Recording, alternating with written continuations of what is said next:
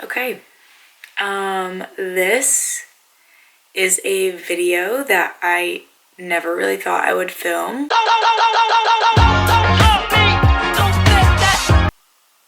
This was like a really dark time in my life, and it was a point in my life where I just really struggled mentally and physically. I just never thought that I would tell people about like that weak point in my life. I share this story with a very few amount of people, so this is really stepping out of my comfort zone. I tried to write down like a bunch and just like get my thoughts from all being scattered, but yeah, I guess it's kind of just like a little story time. This video will be about my ACL journey and tearing my ACL and how that affected me mentally and physically and how I overcame that. And then I'm going to share with you guys what I learned through that process, because it is a big part of who I am today. And I think it's really important that I share that with you guys, because I know a lot of you are young athletes who have probably dealt with the same injury. It sucks. It is horrible. It is painful, and it is a very long process to get back to playing the sport that you love. So with all that being said, let me start off by telling you a little bit of a backstory and like a timeline kind of.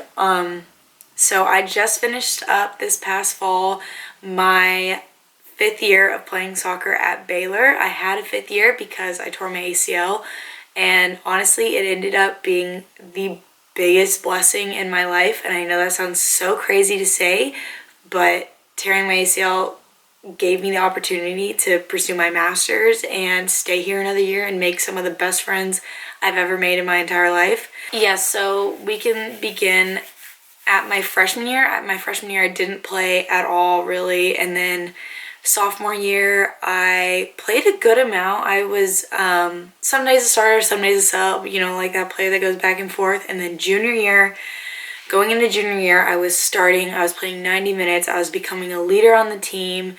Like, all of my college soccer dreams were coming true, and I was just like so ecstatic for the year. Like, and in preseason, either 2 or 3 games before Big 12 started, we went to Portland and we played the University of Portland, and I tore my ACL, and it was one of the most painful things I've ever gone through, physically and mentally. The second that it happened, oh my god, I'm not gonna cry. The second that it happened, I felt like God had taken like everything away from me. Like, I knew what had happened like the second I felt the pop, and I was like, wow, like all of my dreams and all of my aspirations for this year are gone. Like, this is gonna be the worst year ever. I had to sit on the sidelines and cheer on my team from a role like I never saw myself playing. And so that was in September, and then I had to wait a month to get surgery. And so in October, I got surgery, and no one really prepared me for how rough that was. Like, the first few weeks were painful, and mentally I was just like not good. Like, I would stay up all night long and like bawl my eyes out and cry myself to sleep. And I remember like laying in my bed, and it was like a week after I'd gotten surgery, and my mom was like, came to Waco, and she was laying next to me, and I was like, she was sleeping, and I was just like silently like sobbing, like asking God, like, why me? Like, why did this have to happen to me? Like, very selfish thoughts. But when you're injured, like, oh my god, like when you're injured, you'll understand like it's really hard to step outside of yourself and think about anything other than your injury. It really just made me question like God's plan, like for my entire college career, because I felt like up until that point, like I had really like achieved nothing, and I felt like that was the year that I was gonna break through, and it was really the opposite for me. and that led me to like a really dark place. So fast forward to like rehab. I struggled in rehab from day one. Like I could not get my flexion, I could not get my extension, and I literally don't know why. Like my entire rehab was just like horrible, and I struggled at every single checkpoint. And finally, when I started running, I like literally could not get my knee bent or straight, and like it was at constant 5 degrees bent. Most people's knees can like hyperextend a little bit, and mine couldn't even go to 0. So it was so painful to run and do basically any exercise.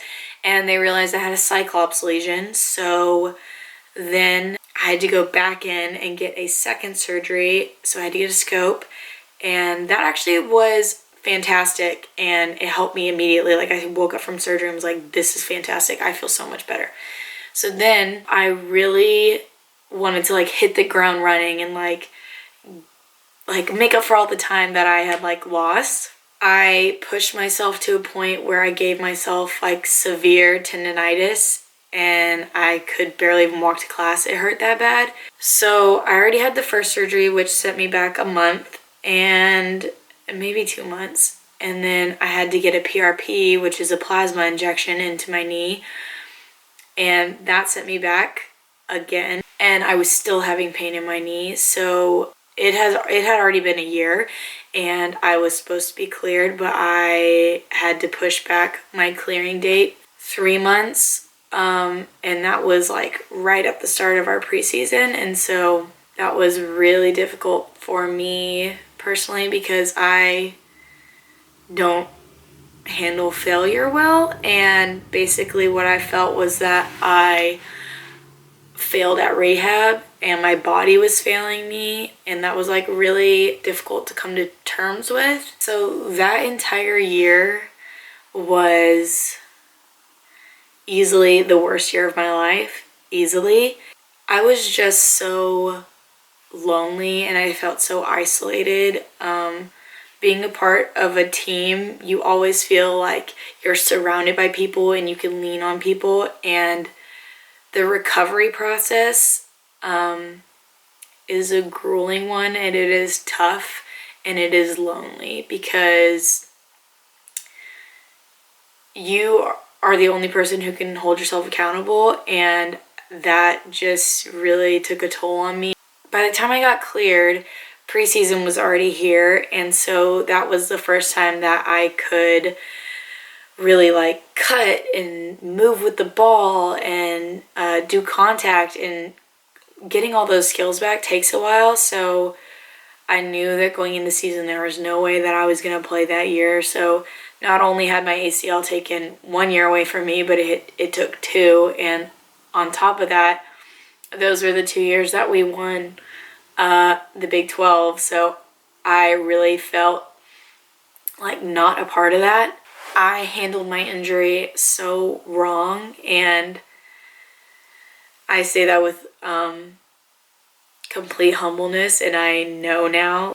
I just had selfish thoughts the entire time. The whole process, I was thinking about me. Like even on the sidelines, I would just be filled with sadness. And I'm not saying when you're injured, you can't be sad.